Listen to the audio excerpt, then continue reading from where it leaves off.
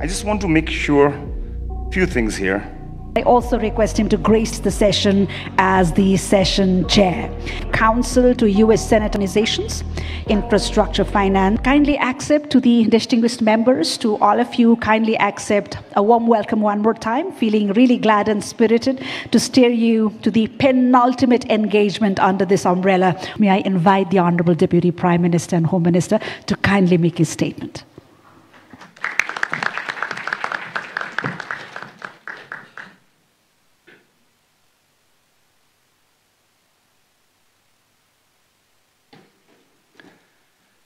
Excellencies, distinguished ladies and gentlemen, I think I have gained a reputation of being straightforward, and I get a lot of comments and charges on that, especially not being so diplomatic. I think this time I'll keep it, and then I would like to be very straightforward on a lot of, questions and queries that has been raised in this forum. So I just want to make sure few things here, that the government of Nepal is very much committed and promised. One example is right in front of us, which is just passed ordinance is there. So we understand the problems that you've been facing, and I am well aware of the experiences that all the investors having, not only the experience and impression as well. We're well aware of the impression and the experience that you all have. So I think this time we are very much committed on many things. Especially, we know about the complex of especially the land acquisition, especially buying, leasing lands and all. So not only that, the issues of security, we are well aware of that, and then we will make sure that we are well aware of the situation. And then again, I would like to, show my commitment that we will be taking care of the things in a historic way. This is our commitment from the Ministry of Home Affairs. And we are well aware of, having a lot of unlawful activities from various groups, including political parties as well. So we are well aware of that also. Under my leadership in the Ministry of Home, I just want to make a clear statement here that we are not only the security agency, we are a law enforcement agency as well. So just want to make a note on this. As we conclude this two-day Nepal Investment Summit, I am highly encouraged by the insights and enthusiasm that marked every session. We have seen a convergence of informed mind and innovative ideas that promise to shape the investment landscape here in Nepal. From comprehensive keynotes to vibrant panel discussions, we have explored trends, exchanged experiences, and forged connections, or constructed the connections. Let's carry this spirit of collaboration forward, leveraging our collective experience, expertise, and resources to drive growth, create jobs, and innovate for the larger social goods. Regarding this session, leveraging the PPP for infrastructures and services, let me make three major points to complement this rich discussion which I've heard so far. First, conceptually, capital formation through infrastructure is an important source of economic growth and essential for development takeoff for countries like ours at bit low levels of development. Roads, electricity, and the telecom are not just key inputs to production, but they also have large social externalities. Secondly, the financial deficit is huge in infrastructure. There is an estimate of McKinsey of funding gap of 15 trillion US dollar between global infrastructure needs and spending through 2030, particularly in developing countries. Because public finance is insufficient, we must attract private capital and leverage public-private partnership in urban areas. Financing of infrastructure has to be embedded in an institutional web of good governance. Projects must be vetted, processes must be transparent, and outputs must be subject to public screening or public audit. And thirdly, the scope of nature of infrastructure now needs to build in sustainability as well as resilience. We need to go for green infrastructure, avoid the mistakes of the past, and use the latest know-how. We can save a lot by just scaling best practices, selecting projects, optimizing portfolio, and streamlining delivery. Instead of just building new things, let us also think about how we can get more use out of existing infrastructure by reducing losses, maintaining better, and managing demand smartly. On behalf of the government of Nepal, let me thank all speakers, partners, volunteers, and participants, especially our foreign delegates who traveled far and wide to be with us this week. I'm hopeful that many of you will consider investing in Nepal.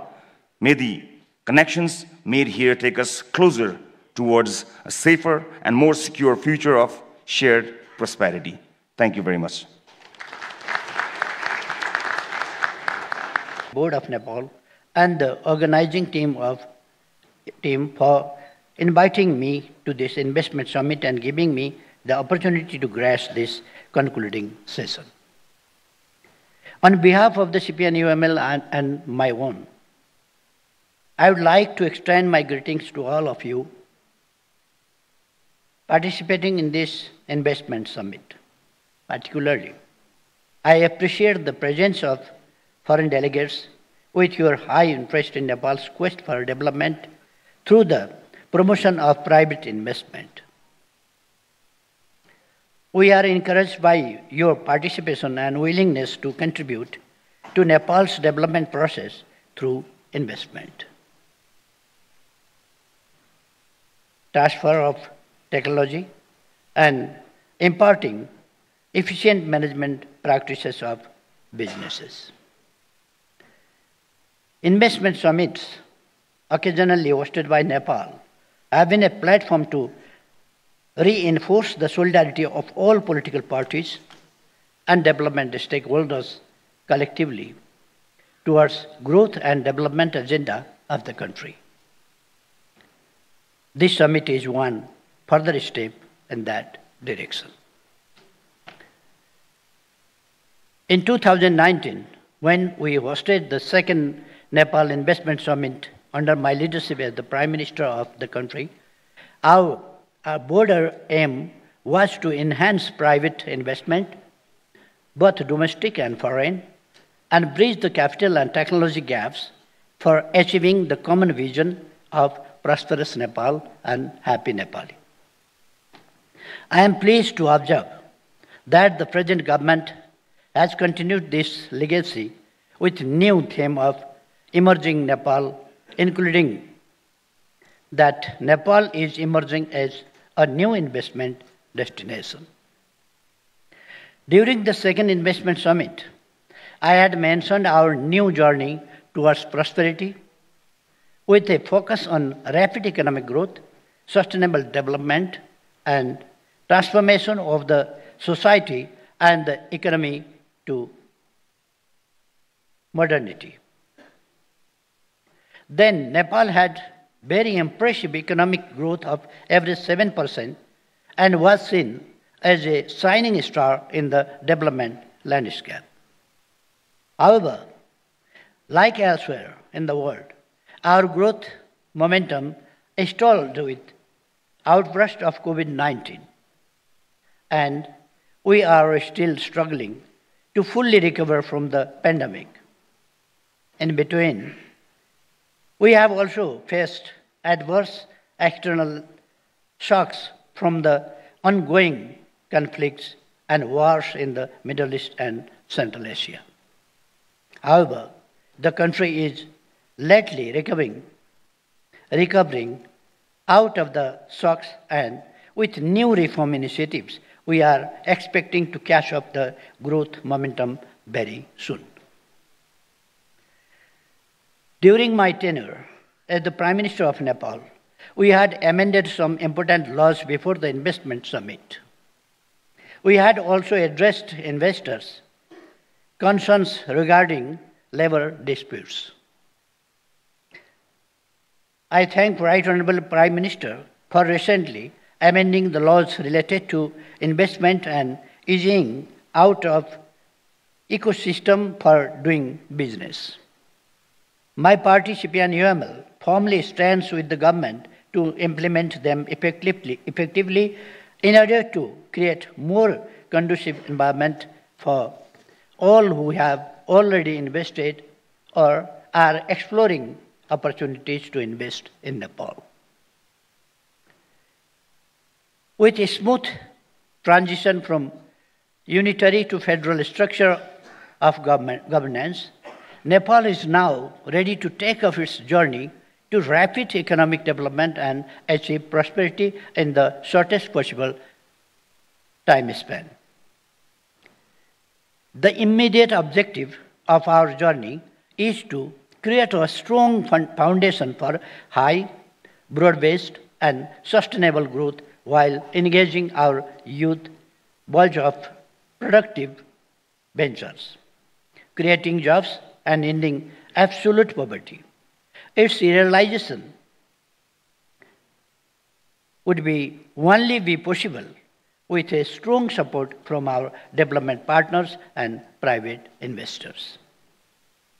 This government has a clear vision, steadfast commitment, and result-oriented action plan to achieve its overarching goal of graduating from LDC status by 2030, achieving sustainable development goals, becoming a middle-income country by 2030, and realizing our aspiration for prosperous Nepal, happy Nepali. I call upon foreign investors to secure the investment opportunities, make profitable investments of finance and technology, connect to global market for export through existing network, and help technology transfer to domestic local entrepreneurs and investors. I believe that the panel and parallel sessions held yesterday and today have not only highlighted provisions in our new policies and investment opportunities, but also provided important feedback for further reform ongoing and going forward. My party, CPI-UML, would like to assure you that the views expressed and suggestions extended by the participants towards further easing business climate will be duly taken care of, and will work with the government officials in order to make Nepal a promising investment destination. I firmly believe that our showcased projects will definitely pay your attention to invest in Nepal, as they are highly competitive and feasible, and most of which are at the ready-to-go stage. I sincerely encourage you to spend a few more days after this event to visit our countryside, enjoy natural beauties, discuss with our vibrant and dynamic private sector, feel warm hospitality of our honest citizens, and finally realize the prospect of investment opportunity in Nepal, as we know that seeing is believing.